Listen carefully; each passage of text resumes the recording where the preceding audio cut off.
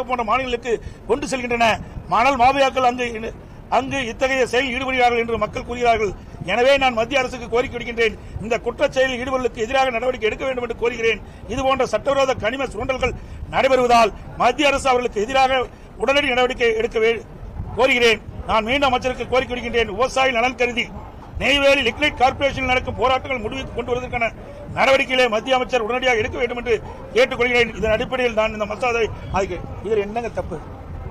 எங்கேயாவது இன்றைக்கு மதுரை மாவட்டம் மேலூர்ல நாயக்கர்பட்டியில் இந்த டங்ஸ்டன் சுரங்கம் அமைப்பதற்கு எங்கேயாவது குறிப்பிட்டிருக்கிறேன்? எதுவுமே இல்லை. வேற வழி இல்லை. திராவிட முன்னேற்ற கழக அரசு இதில் அலட்சியமாக இருந்த காரணத்தினால் இன்னைக்கு டங்ஸ்டன் சுரங்கம் அமைப்பதற்கு மத்திய அரசு நடவடிக்கை எடுத்திருக்கு. அதை மறைப்பதற்கு எங்க மேல் குற்றம் சொல்லி தப்பிக்க பார்க்கிறாங்க. இது இந்திய